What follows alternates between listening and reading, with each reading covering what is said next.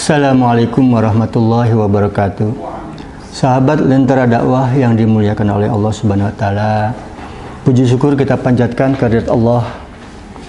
Pada sore hari menjelang berbuka puasa kita masih bisa bertemu di kajian Kultum online.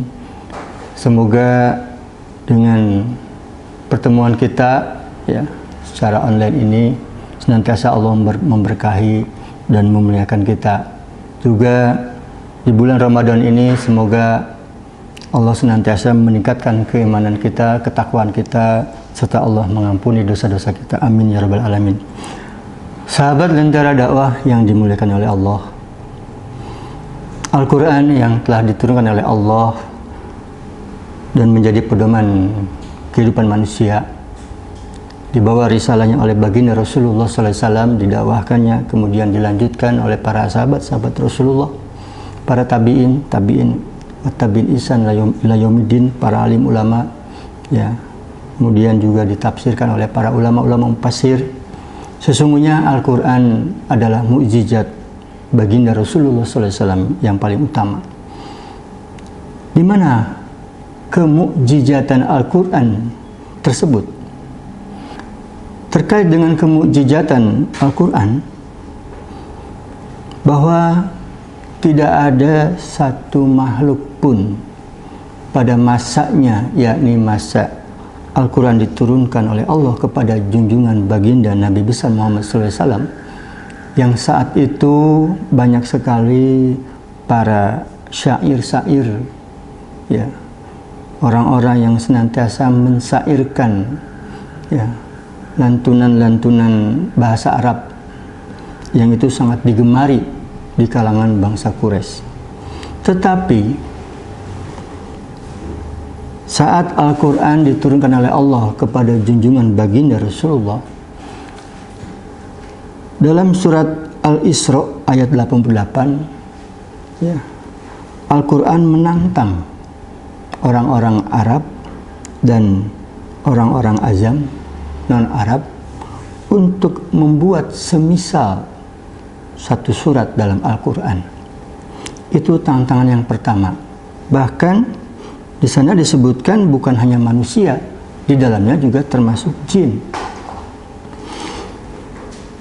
Juga yang kedua, Nabi Muhammad SAW menantang orang-orang Arab untuk membuat 10 ayat yang semisal dengan Al-Quran. Ini dia berikan dalam Quran surat Al-Hud ayat 13 dan 14.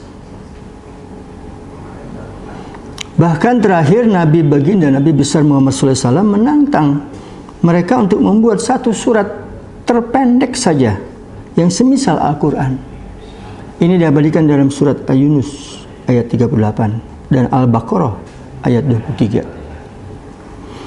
Tentu bukan hanya tantangan-tantangan ayat-ayat Al-Quran yang dimintakan semisalnya di masanya saat diturunkan oleh Allah kepada baginda Rasulullah.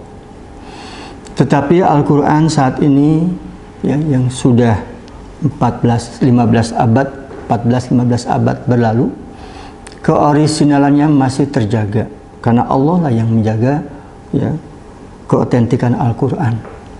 Bahkan tidak ada satu kitab, satu buku, ya, dengan 1600 ayat, ya, kurang lebih, yang itu bisa dihafal oleh banyak kaum muslimin yang kita kenal dengan hafiz Quran.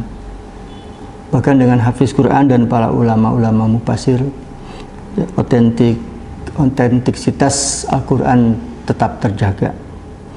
Berbeda dengan kitab-kitab dari agama-agama samawi terdahulu, ya, yang kemudian dikatakan sudah tidak otentik, ya, atau mungkin lebih tepat diibaratkan seperti sudah kadaluarsa. Kenapa kadaluarsa? Karena sudah tercampur dengan pikiran-pikiran manusia yang itu kemudian dimasukkan ke dalam kitab-kitab, ya, para agama samawi tersebut. Sebut sajalah Taurat, Injil.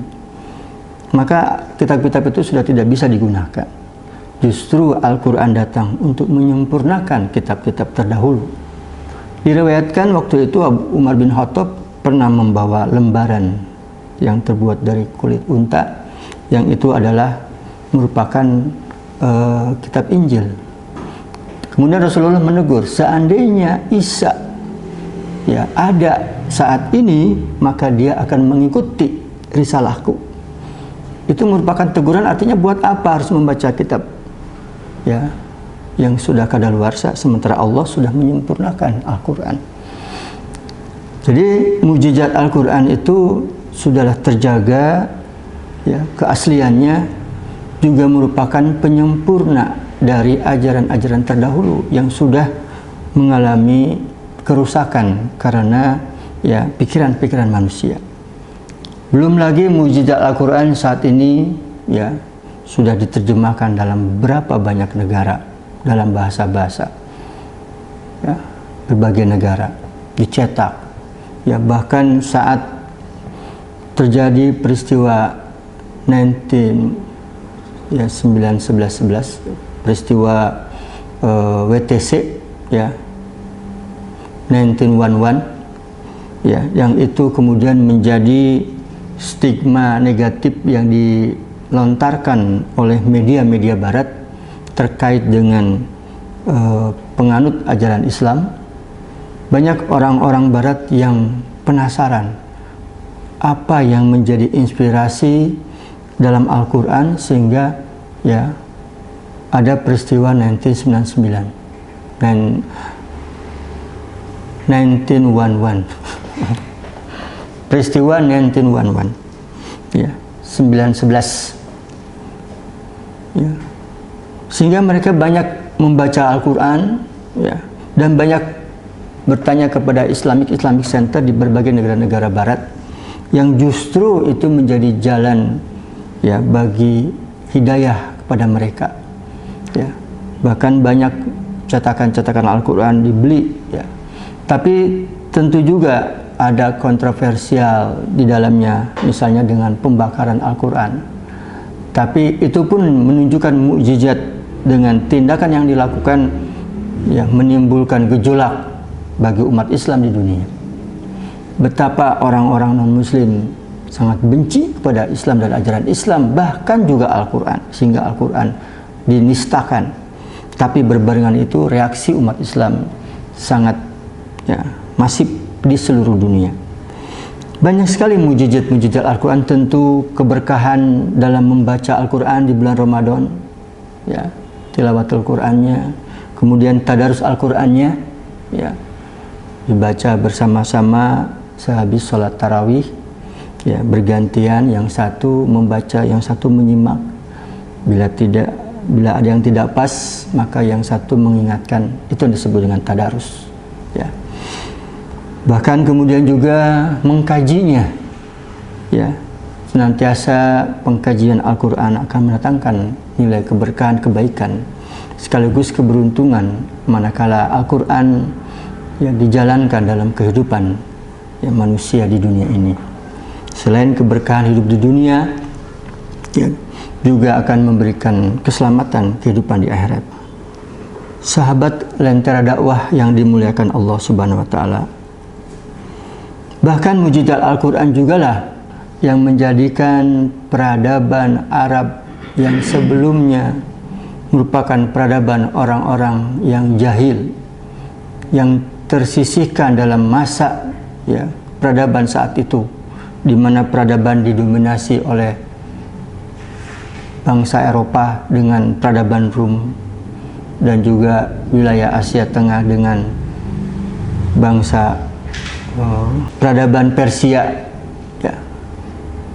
Dan dengan mukjizat Al-Quran yang kemudian oleh baginda Rasulullah diimplementasikan dalam kehidupan masyarakat Arab, telah menjadikan Islam sebagai sebuah peradaban yang mulia dan agung, bahkan meredupkan ya, peradaban yang besar saat itu yang dikuasai oleh bangsa Romawi dan Persia. Sungguh peradaban saat itu tidak terlepas dengan diturunkannya Al-Quranul Karim oleh Allah kepada baginda Rasulullah yang kemudian menjadi pedoman kehidupan bagi umat Islam, di mana baginda Rasulullah yang mengajarkannya, yang menuntunnya, sehingga mukjizat Al-Quran betul-betul ya terlaksana dalam masanya. Sahabat Lentera Dakwah yang dimuliakan oleh Allah, demikianlah yang bisa saya paparkan. Sekali lagi, semoga di bulan Ramadan ini kita senantiasa ada dalam keberkahan dan ketakwaan, serta seluruh ibadah puasa kita, tarawih kita, tadarus kita senantiasa diterima oleh Allah Subhanahu wa taala. Dan juga kita berdoa semoga Ramadan kali ini merupakan Ramadan terakhir ya, dengan ketiadaan daulah khilafah. Bila taufiq wal hidayah. Wassalamualaikum warahmatullahi wabarakatuh.